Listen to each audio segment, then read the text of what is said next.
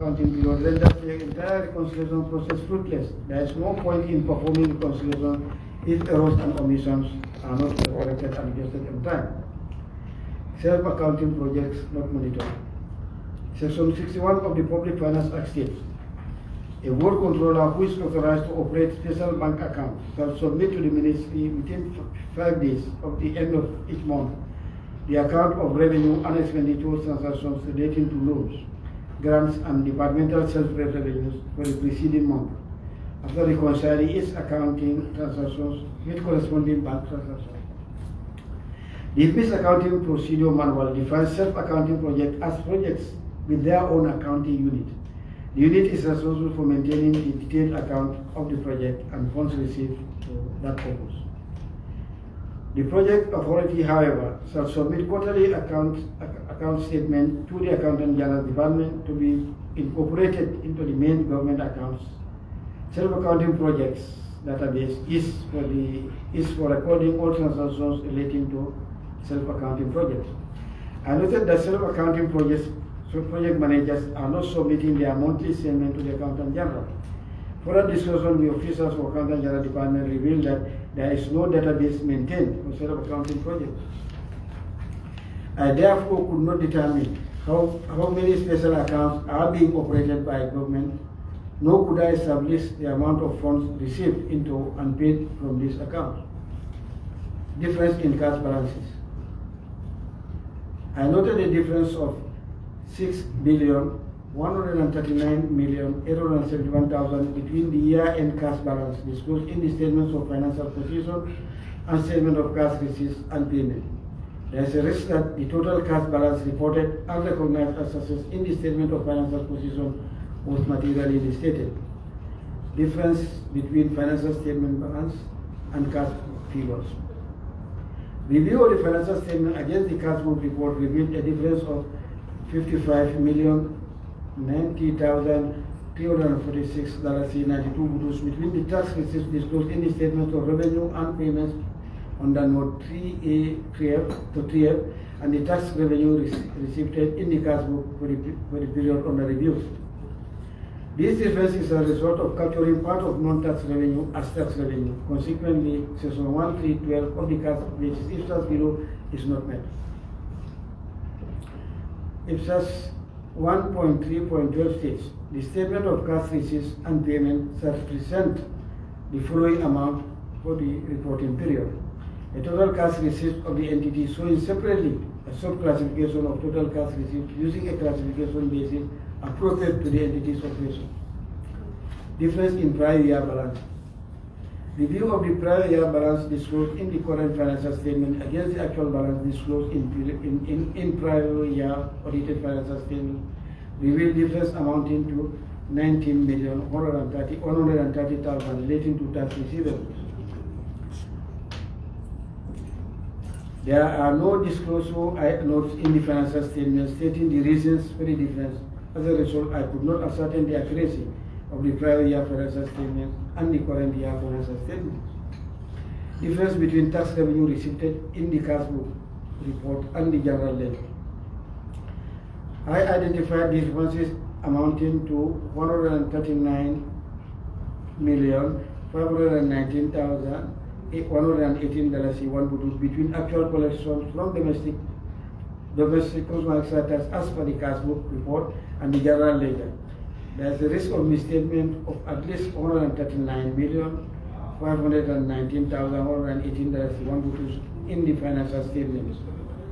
Difference between tax revenue in the cash book and amount disclosed in the financial statement. I noted a difference of $243,085,173 between the tax to outsource revenue collections. Section 19 of the Public Finance Act states, a public officer shall not enter into an agreement or arrangement for the receipt or custody of public money by an outsider unless the minister has first given authorization in writing for the agreement or arrangement. During the audit, I noted that the Ministry of Environment, Climate Change and Wildlife entered into an agreement on 10 January 2019 with the underlisted clearing agents to serve as agents that is export coordinators, managing the exportation of wood from permit holders in the Gambia. Haji Baniko, HB Sissoko, General Trading, Clearing and Forwarding, Jangnar Procurement and Agency Services. These agents were required to facilitate the exportation of timber and collect a fee of $3,600 per container from each export permit holder, and shall remit this collection to a designated bank account as advised by the Ministry. I noted approval was granted by the Ministry of Finance on 1st April 2019, 3 months after the contract was signed on 10th January 2019. This is a serious disregard for the dictates of the Public Finance Act. Failure to provide the number of containers exported by agents. According to the agreement between the Ministry of Environment and the export coordinators, the agents shall remit collection sums to the designated government accounts every fortnight weekly, and shall provide detailed account of the number of containers shipped. I noted that the Ministry of Environment did not have information in respect of the number of containers shipped following the agreement with export coordinators in January 2019 to enable to verify collections remitted to the designated government bank account. Third-party confirmation with Gambia Post Authority revealed that 2,393 containers of wood or timber were shipped during the period 1st January 2019 to 30th April 2019. I requested details of bank accounts, including bank statements on which collections or proceeds from shipments were made, but this information remained outstanding up to the time of finalizing this report. As a result, I could not confirm total collections made and subsequent transfers of funds to the designated bank account. Unaccounted government revenue. Section 12(1) of the Public Finance Act states all government receipts on accounts of loans, grants, and departmental revenues, together with other tax and non-tax revenues, shall be paid into the consolidated revenue fund. My external confirmation with Gambia Post Authority revealed that 2,393 containers of wood or timber were shipped during the period 1st January 2019 to 30th April 2019. This suggests that the expected revenue from 1st January 2019 to 30th April 2019, based on the number of containers exported, is estimated at $14,800. However, I could not confirm if the stated amount was remitted to the relevant government account, as officials of the Ministry of Environment were unable to provide us with the details of the designated bank account where revenues were allotted. In addition, from sale of timber, Section 150, subsection 2 of the 1997 Constitution states, notwithstanding Section 1 and the Act of the National Assembly may provide A, for the payment of particular revenue or other money into some other fund established for a specific purpose, or B, for the retention of revenue or other money by the Department of Government that received it for the purpose of defraying the expenses of the department. Section 23 of the Public Finance Act states that the annual budget of extra budgetary funds created to the provision of Section 152(2)(a) of the Constitution shall be submitted to the National Assembly for their approval, together with the appropriated bill documents. The proceeds of confiscated timbers are extra budgetary funds and should not be expensed without the approval of the National Assembly as stipulated in the Public Finance Act. However, I noted that timber proceeds amounting to 90,618,000 figures from the financial statement have been transferred to the below the line account and expenses made therefrom. I noted that expenditure totaling 108,669,926.95 were made from the proceeds received from sale of timber in violation of the above provisions of the Constitution and the Public Finance Act. Unsupported payment of timber proceeds to government of Senegal. During the examination of payment vouchers, I noted that the Accountant General wrote to the Deputy Governor of the Central Bank via letter reference DE 21/01/60 in bracket 10 and dated 12 December 2019, so requesting the bank to transfer of requesting the transfer of $50 million from the special deposit account to the Central Bank of West Africa by voucher number 23P-PV007820 dated 31st December 2019 in respect of timber proceeds. It would appear that this transfer was made outside the IFMIS system, as a payment voucher was raised 1 week after the debt advice was issued to effect the transfer of funds. My discussions with officers at Accounting General Department revealed that a directive was issued from the Office of the President to make this payment, even though no documentary evidence was provided to support this claim. Further request was made to the Accountant General for an agreement or MOU between the government of the Gambia and the Senegalese government to support the above transfer, but none was provided for review. The absence of documentary evidence to support this payment is an indication of weak internal control, which would lead to fraud and other irregularities. On retired interest, Section 28, in brackets 14 stipulates that if an entry officer fails to enter the authorized retirement date, the permanent secretary may impose disciplinary action or so charge the officer concerned. I noted that interest totaling $4,673,054 were not retired up to the time of finalizing this report. Further review of the IFMIS revealed that interest amounting to $48,147,986 were not retired in the system. This suggests inadequate internal control over interest retirement by the Accounting General. Difference between detailed interest report balance and extended trial balance. During my audit, I noted that the outstanding interest balance shown on the detailed interest report differs from the balance reported on the extended trial balance. This difference totaled $1,119,054,918. The outstanding interest balance disclosed in the financial statement is misstated.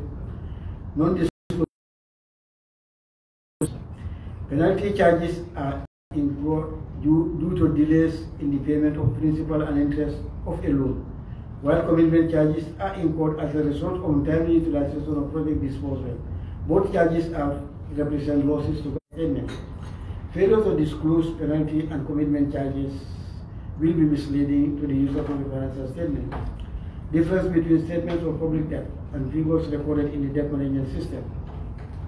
I noted an understatement of $3,013,513,494 during the reconciliation between statement of public debt disclosed in the financial statements and debt balances recorded in the debt management system. The public debt disclosed in the financial statement is misstated. Difference in translating public debt.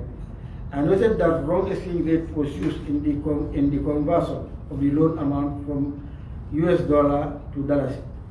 This has resulted in misstatement of 23,889,457,042 on outstanding loan balances.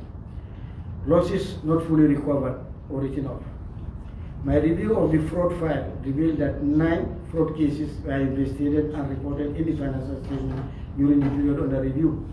The monies misappropriated by the officers were not recovered in full, and there was no evidence of active mechanism in place to recover the outstanding balances. In addition, there was no evidence provided to show that legal action was instituted against the suspect to recover the outstanding balances. Failure to recover on-lend loans to state-owned enterprises. During the audit, I noted government on-lend loans to SOEs amounted to $2,254,365,037.80. However, there was no evidence provided to show that their respective SOEs were engaged to repay these on-lend loans. There is a risk of if these amounts remain outstanding. Failure to set borrowing limits for SOEs. Section 56(2) of the Public Finance Act states, for the purpose of subsection 1, the minister shall prescribe for state-owned enterprises in contravention to the Public Finance Act. There is a risk that SOEs might borrow beyond their capacity to repay, thus exposing the government to litigation cases in the event of default. Classes of selected output not in budget estimate. Section 21(4) of the Public Finance Act states, a statement of the classes of outputs expected to be provided from each booth during the year and performance criteria to be met in providing those outputs shall be included in the appropriation bill document. The Ministry of Finance is required to disclose the expected activities of ministries, departments, and agencies during the preparation of the annual budget estimates. I reviewed the 2019 budget estimates and noted that classes of outputs and performance criteria to be met in providing those outputs are not included in the budget estimates in contravention to the Public Finance Act. I could not also verify whether inputs, budget as resources, provided to ministries, departments, and agencies are linked to program objectives or towards the implementation of government activities. Non-explanation of material difference between budget and actual amount. Part 1 of the 𝒂𝒄𝒄𝒆 1.7.12 requires an explanation of the material difference between actual amounts and budget amounts. This explanation will assist users in understanding the reasons for material departures from the approved budget for which the MDAs are held publicly accountable. I noted the budget approved by the National Assembly in 2019 was program-based, while the disclosure made in the financial statement are line items. This inconsistency indicated above is misleading, and users of the financial statement cannot determine whether the programs budgeted for are indeed implemented. Conclusion. The introduction of an integrated financial management information system in 2007 led to significant improvements in the quality of financial statements produced over the years. However, when the system was upgraded to 𝒂𝒄𝒄 9 in 2013, it came with a lot of challenges. Due to these challenges with 𝒂𝒄𝒄 9, government opted to further upgrade the system to 𝒂𝒄𝒄 10 and has now gone live in January 2020 with the hope of addressing the defects identified in 𝒂𝒄𝒄 9. We are optimistic that this upgrade will restore user confidence and ensure the reliability of the system as envisaged. Otherwise, the gains made with 𝒂𝒄𝒄 9 may be reversed. That would be a very unfortunate development considering the significant improvements to the accounting system and the amount of money spent on the procurement of ITMIs. The upgrade also includes 𝒂𝒄𝒄 Web Access, which uses simple web uniform resource locator URL login page, any available internet connection, and is compatible with all common browsers.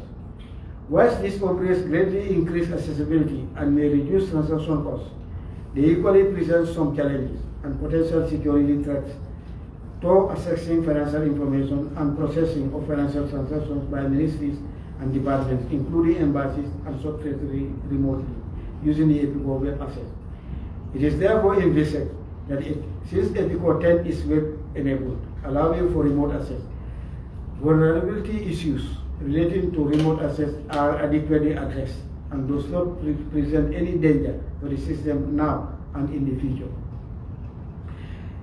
In the current public financial management system, the government of the Gambia has introduced program-based budgeting in 2016, being an instrument of policy analysis and is critical for the achievement of government policies such as the National Development Plan. The annual budget of the government of the Gambia is based on the planned activity of each ministry, department, and agency. The implementation of these activities will lead to the achievement of the government programs. Implemented programs will also translate to the achievement of strategic development plans of each MDA, which will in turn lead to the achievement of the National Development Plan, achievement of the government policy. The current public financial management system does not capture the extent for which planned activities are implemented, and therefore making it difficult to measure the achievement of progress of government ministries and departments, MDAs. Acknowledgement. I am grateful to all my staff for their tireless effort and dedication to duty. The support and cooperation are deeply appreciated. The efforts of the Accountant General Department in improving the quality of the financial statement are applauded. Thank you. That brings me to the end of my presentation. Thank you very much. As I said in the beginning, this is our supported. All the matters that are raised here, of course, provided here in detail. They are explained in the management letter in detail. This is what explains what I have just read here. So I don't know. With your permission, I think there will be no need to explain, because essentially we will be repeating what we have said here. Yeah. The matters reported here are explained here in detail. I think this was about with your permission. Thank you very much. Thank you, Chair. Thank you very much, AG. We are very appreciative for the in-depth analysis of the audit opinion.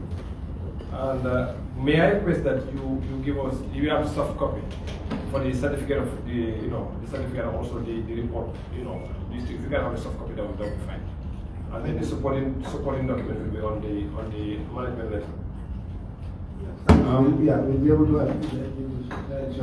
exactly, you can send us a soft copy. Yes, and thank you really very much. We are really, I think it's really very clear on the kind of work that your institution has gone through to be able to come up with such a report. So we want to thank you, and we are really very appreciative, because this is really going to make our work much better and also more transparent, because now we know exactly what to look for based on this report you presented. So we are very grateful. Honorable members, if anyone has any question that you want to ask him, as well as as far as this is concerned, because I think he has really given us really the key areas that we really need to look for. Because in the auditing they don't have to go transaction by transaction; they just put a sample in and they look at that. And I think you can clearly see why the basis for the adverse opinion is really very clear.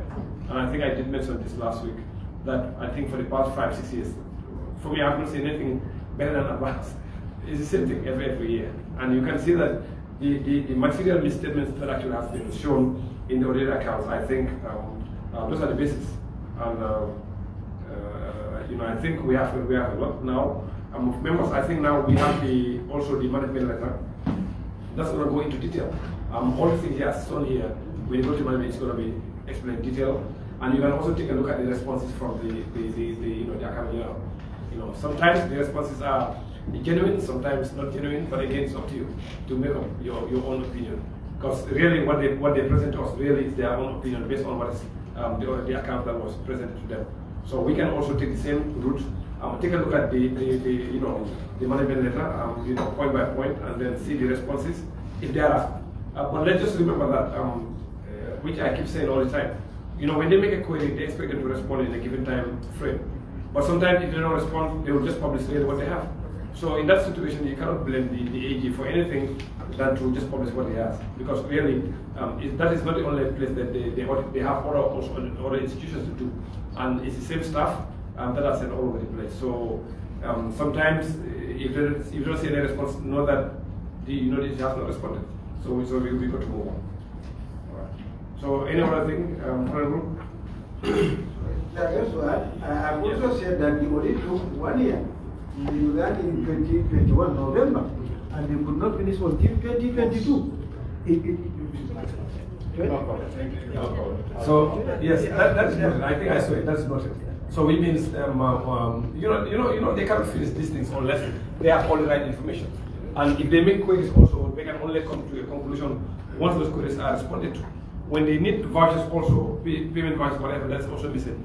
They can only respond or close that issue when that actually has been responded to. So there are a series of issues from here that you can actually see that why the audit actually has taken 1 year to do. So the preparation of the accounts, if they are not properly prepared, of course we expect a very long auditing process. No question about that. So I think maybe once we have them here next week, we'll have a bit of understanding about why it has taken for so long for them to be able to provide such information. Now that we have moved from the manual accounting system to an integrated financial management system, and the essence actually is to make the work faster, more efficient, and more transparent. So we'll try to get more information. Yeah. Yes. Just what I want to add, just so that I got it. So definitely you've done a great job. And then that's why when people are talking about institutional reforms, for me, yes, it might be needed, but the much needed reforms is attitude. Because if you look at some of the problems or findings that you highlighted, like after sales of assets, the books disappear. Laws are there to protect that, but people, that's just based on attitude. You again look at contracts being awarded even before the approval of BPPA. The law is already there. So this is why when people are talking about reforms of institutions, I always say to them, because institutions are not going to work, laws and policies are not going to work in isolation. Because, and then how best we can have attitude or people accountable to their attitudes is what is more important to me. And then the country is in your hands, because it is through this finance and everything that will guide our development. So without you people, we are nowhere. We'll just be talking blame when it is we are the problem. This is what I always emphasize. So thank you very much once again. And then I think you have to continue to protect and safeguard the integrity so that we can rely on you, because some of us, maybe the basic knowledge that you got, you are an expert in the area. For us, it's probably just to understand the interpretation, but not definitely experts in finance. Thank you very much. All right, thank you. Yes, Honorable. Can we have him also? Thank you, Honorable Chair. And I must start by registering our profound appreciation for the brilliant job that the Auditor General and his team have done. From your presentation, it is evident that as a country, we are faced with challenges, and then as a country, we still have some of those challenges which are perennial, given the fact that you've discovered some unreconciled balances which are coming as over from prior period errors. So I believe, as the chairman has rightly stated, at this stage, what we will do is go through this document, because you've definitely done over 90% of our job. The job of FPAC has been made very simple. We'll go through the document and then we'll ensure that all the relevant stakeholders and actors are invited so that we can have an objective analysis of what went wrong, how did it go wrong, what are the challenges, and what remedial actions are required to make sure that public accounts are maintained efficiently. But overall, AG, you've done a good work, and then taps on the shoulder to you and the entire team at the National Auditors. Thank you. Thank you very much. Okay. Thank you very much, Honorable. You want to say something? Okay. Yes, go ahead, sir. Yes, thank you very much, Auditor General and your staff for the wonderful presentation. So far, so good. What we had and what you gave us here has really, it's going to help us.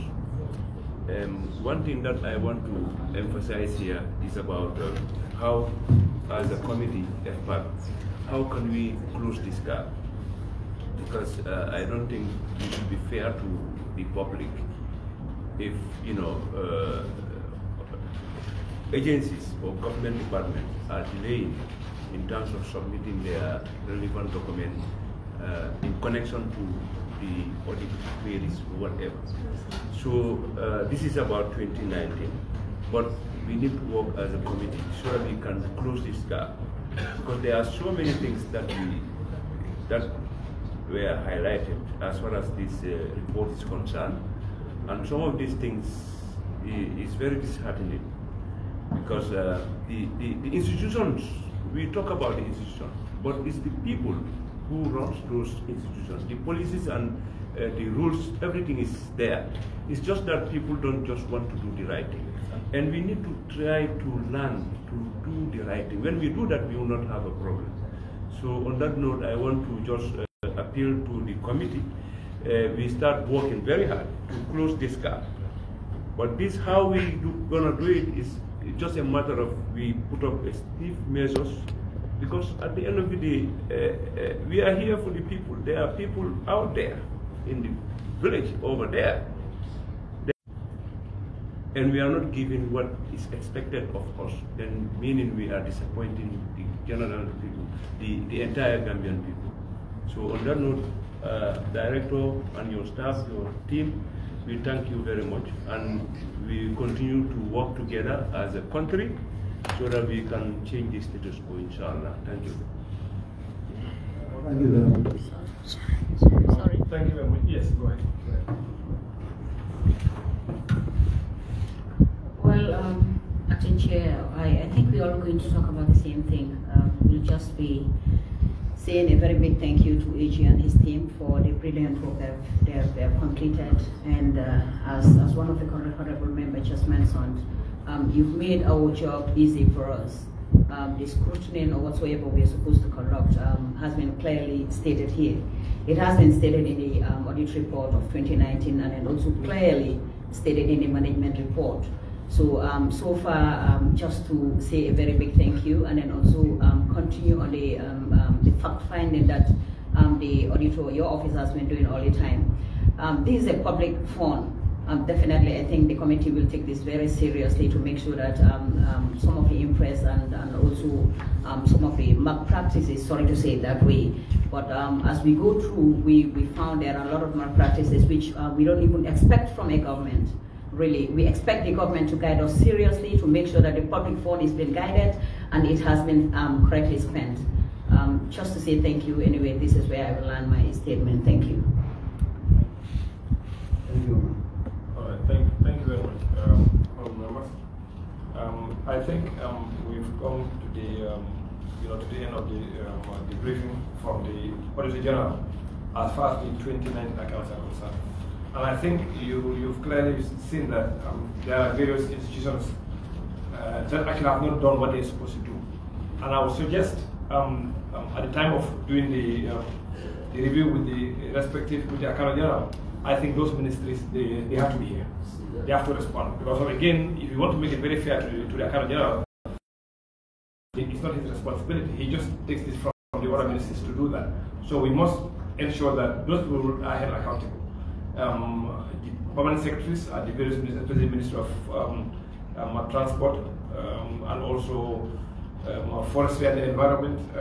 These are material things, business, as far as you are a permanent secretary, you are a port controller. That should be on top of you. So, but, just ignoring those laws and the financial regulation of 2016 also and doing what you want, I think we need to stop that, and then everybody must be held accountable for your actions or for your inactions. Yeah. So, thank you very much, AG and the team for coming.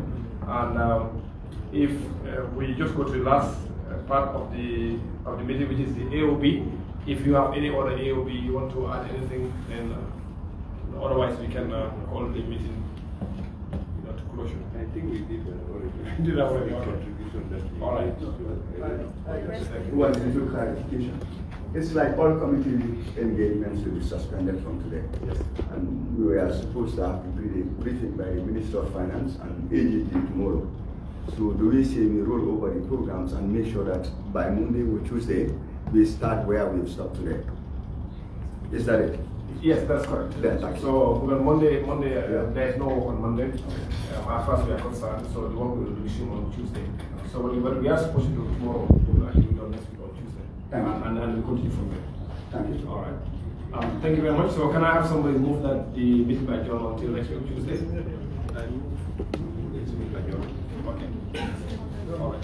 Thank you. It has been moved and seconded that we adjourn until next week Tuesday.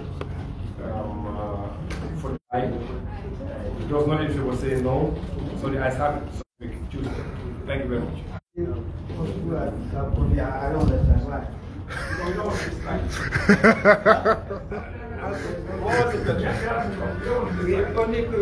Only my people have come. The honorable members did not have coffee. And I can come on. They only stop. Off the record. Okay.